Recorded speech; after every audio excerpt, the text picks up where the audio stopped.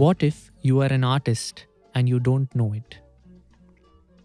Welcome to a Better Philosophy Towards Art podcast. I'm your host, Tushar, and this is another bonus episode. We just spoke about a better philosophy towards understanding and interpreting art. Personally, I found it a little complex to explain and express everything. However, I feel the context in this episode will help you out a little more. To gather insights for this podcast and to experience art at a greater level, I made these journeys to Ajanta and Ellora caves, and I had also visited the Kochi Binale in a separate trip. I'll be speaking about my experience over there, and that should provide you with a little bit of context on how to understand and interpret art. Let me start with the Ajanta caves, which were constructed around 2nd century BC, and they constitute a group of ancient monasteries and worship halls for the monks and travelers transiting the Silk Route. It acted as a place of rest and worship. It is currently considered a UNESCO World Heritage Site. It is fascinating to witness these caves, and I found them fascinating for these three reasons. The first is that they depict instances of human expression at a time when we were not around. As I walked into these caves, there were paintings that were so old, yet very elegantly painted, and they were trying to communicate a visual narrative. We can see that humans even back then wanted to express something, and that itself is enough to understand the relevance and importance of art.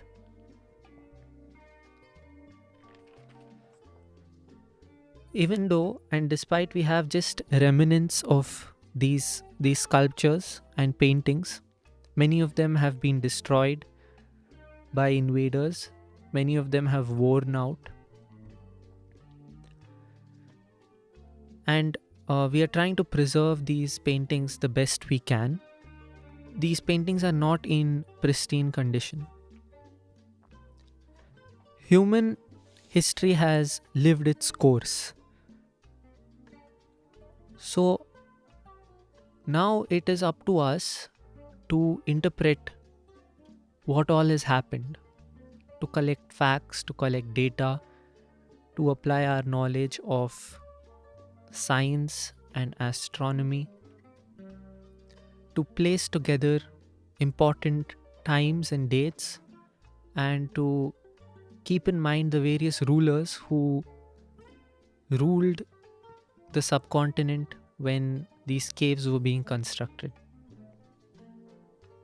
As we know, we all like to interpret art, but what better place to interpret art than these ancient Buddhist monasteries where civilizations lived and people prayed and actually spent hours of their life trying to build this place. It would only take us a very rich imagination to relive those instances and moments. And it is possible once we collect a few facts and interpret the caves according to our sources of information. So everybody's interpretation is, of course, unique. And as the paintings on the cave were also closely associated with Buddhist sects, it is a known fact that these stories were interpreted to propagate art, to propagate religion. I think that the younger monks or the younger students would see these paintings on the wall and become very curious and ask for explanations. And in these explanations, through in these explanations by elder priests, they would receive their knowledge. And it's not just the interpretation of what lesson is being taught, it is also a personal interpretation related to a life situation. So the viewer relates his life with the art that is happening. And this is the interpretation, this is the better philosophy towards interpreting art that I was talking about, which involves keeping perspective. When we are interpreting such a unknown work of art, it would take a very high imagination and basic perspective to draw conclusions as to what could have happened and to think further. Also, I made a solo trip to the Kochi Binale. I was actually wishing to go for this trip with my classmates, and that didn't work out, so I went on my own. That was also a great experience. The Kochi Binale is the largest art exhibition in the country and has been the biggest contemporary art festival in Asia for the last few years. One of the most striking things that I witnessed there is that the artworks, even though they were unrelated to my personal life or to the people over there, we could connect with the message or the intent of the art. And in simple words, we could understand what the artist was going through and trying to communicate. It is not necessarily something we have to do about or something we need to give back to the artist or spread the word or spread the message or share the post on social media. We didn't need to really do anything. We just inherently understood by seeing, feeling, or experiencing the art that was projected or given to us. There were many complicated installations, and many of them were merged with modern technology. So it was difficult to fully digest what was happening in some artworks. However, it helped us, or me, it helped me broaden my mind. I spoke that a better philosophy towards understanding art is being courageous and comfortable with yourself. So when we don't understand a particular work, just staying with it and staying with the feeling of not understanding itself is a very big thing. And such forums like Binales and contemporary art societies give us that opportunity.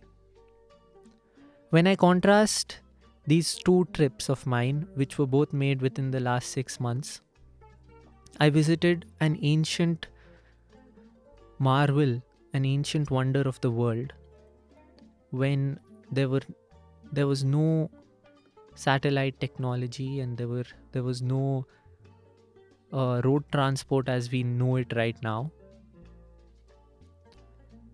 And on the other hand, I have this contemporary art culture where everything is trying to move into the future, and we are moving into audio visual projectors. We are moving into movies and short films.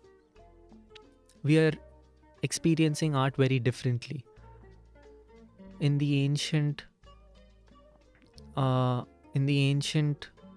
art, it was more of stillness and tranquility, and in the modern art, it is more simulating and more thought, more something which kind of simulates you.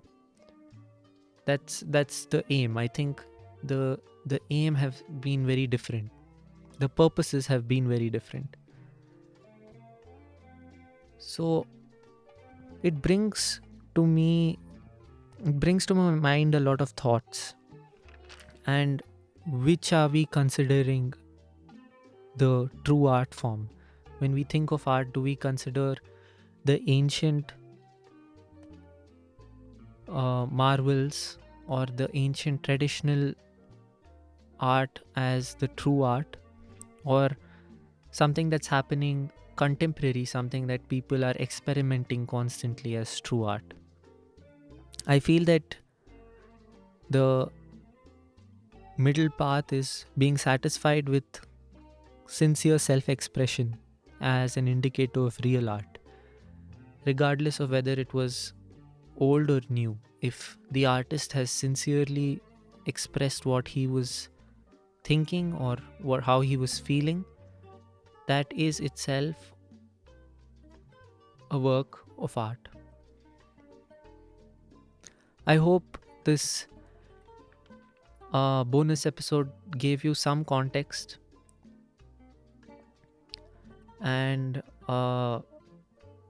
some insights, some points to discuss. This is a Better Philosophy Towards Art podcast, and I'm your host, Tushaar Anand Madhu. Thank you for listening to a Better Philosophy Towards Art podcast. This podcast has been crafted at Manic Pod Studios in Chembur, Mumbai. Your sound engineers are Rohit Das and Mainak Chakraborty. Your producers are Vedant Naik and Arnav Dogra. Don't forget to check out my Instagram page in the description below, and also give Manic Pod a follow for more fun podcasting content. See you in the next episode.